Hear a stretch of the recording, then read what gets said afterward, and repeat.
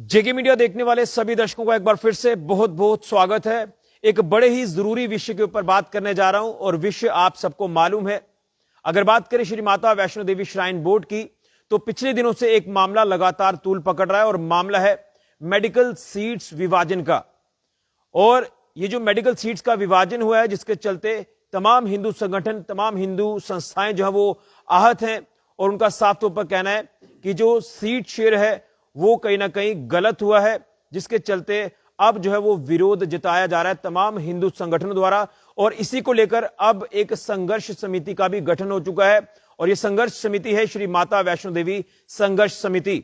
सांबा में इस समय मैं मौजूद हूं और सांबा से भी इस समिति का गठन हुआ है और इनकी तरफ से यह कहना है कि अब हम इस संघर्ष को आगे तक लेकर जाएंगे और कहीं ना कहीं ये जो मेडिकल सीट्स का जो विभाजन हुआ, जो सीट शेयर देखने को मिला, जिसमें एक पर्टिकुलर कम्युनिटी को जो है वो एक बड़ा नंबर दे दिया गया।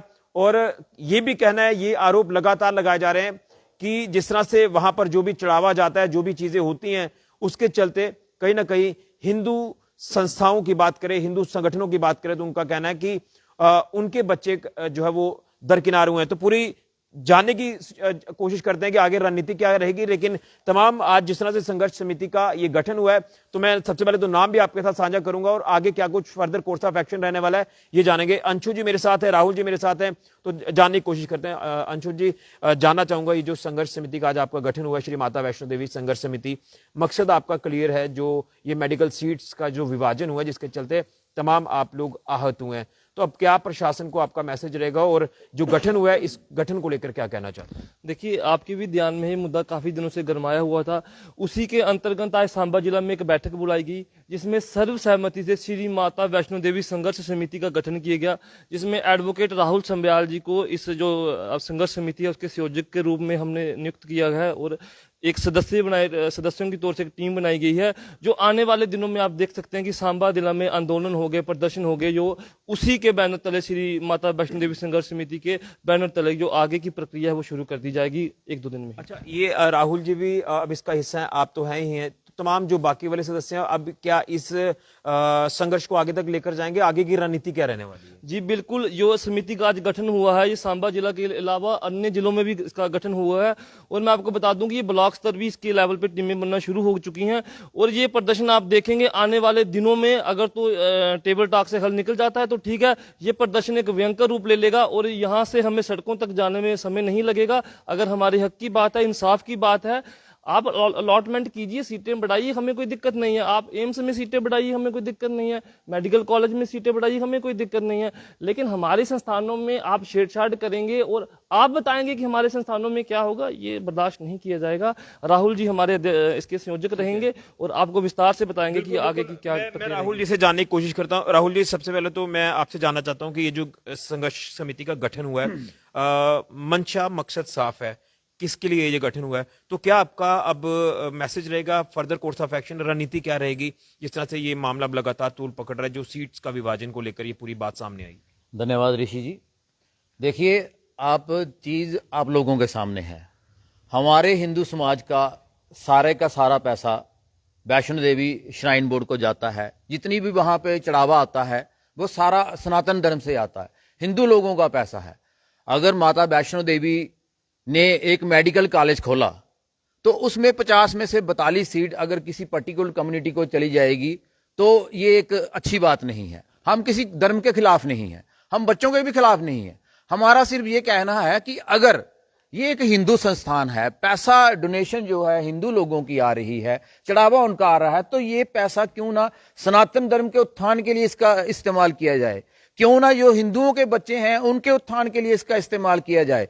क्यों ना जैसे जामिया मिलिया इस्लामिया में आपने देखा होगा कि वहां पे रिजर्वेशन रहती है। हमारा ये मानना है कि ये सारे का सारा पैसा हमारे हिंदू लोगों के लिए इस्तेमाल होना चाहिए।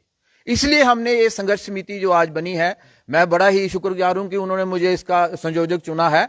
हमारा ये मानना है, जैसा आप जानते हो कि सांबा जो शूरवीरों की धरती है, अमरनाथ लैंड रो की बात कीजिए, भूमि आंदोलन की बात कीजिए, वो भूमि आंदोलन जम्मू से शुरू हुआ लेकिन जब सांबा में पहुंचा तो एक दहकता हुआ अंगारा बन गया और सांबा के लोगों ने उसमें बलिदान दिया और उस संघर्ष को एक मुकाम पर पहुंचाया। हम ये चेता देना चाहते हैं प्रशासन को जो हमारी वैष्णो देवी श्राइन बोर्ड का है, हम उनको ये बता देना चाहते हैं कि इस डिसीजन को अगर उन्होंने निरस्त नहीं किया, टर्मिनेट नहीं किया, तो ये सेम वही 2008 का जो अमरनाथ आंदोलन था उसका रूप ये लेगा। लेकिन जानना चाहता हूं ना, जैसे आपने कहा कि 42 सीट जो वो पर्टिकुलर कम्युनिटी को दे दी जाती हैं, सिर्फ 8 सीट्स रहती हैं और उसमें बाकी अदर्स भी होंगे जो चीजें दिख रही हैं, तो क्या आपने जिस तरह से गठन से पहले कोई बात वहां प्रशासन तक पहुंचाने की कोशिश की है इस समिति का गठन होने से पहले? देखिए, बात यह है कि हमारी संघर्ष समितियां हर एक डिस्ट्रिक्ट में बन चुकी हैं। हमारे कुछ एमएलए जो थे उन्होंने ये बात अपने वहां पे भी रखी है, विधानसभा में भी रखी है।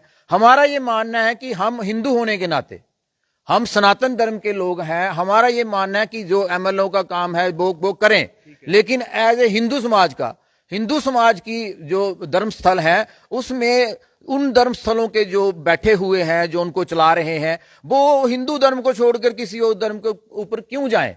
क्यों ना वो सारा का सारा पैसा वो हिंदू लोगों के उत्थान के लिए जो है वो नहीं बर्दाश्त की जाएगी, नहीं बर्दाश्त की जाएगी। देखिए, वो कुछ देते हैं कि नीट का है, मैं हमें कुछ इससे कुछ लेना देना नहीं है। हमारा ये है कि एक मिnority स्टेटस के नाते होने के नाते उनको मिnority स्टेटस दिया जाए और जो पूरी श्राइन बोर्ड का एक हिंदू धर्म के नाम पर उसको संचालित किया जाए और सारा पैसा वो हिंदुओं पर लगना चाहिए। अच्छा, एक चीज जानना चाहता हूं, अभी आप चाहते हैं कि इसमें प्रशासन श्री माता वैष्णो देवी श्राइन बोर्ड का अगर देखें, उनको चाहिए कि इसमें रिव्यू किया जाए एक बार फिर? बिल्कुल, हम चाहते हैं कि रिव्यू करने के बजाय इसको टर्मिनेट ही कर दिया जाए, इस डिसीजन को निरस्त कर दिया जाए।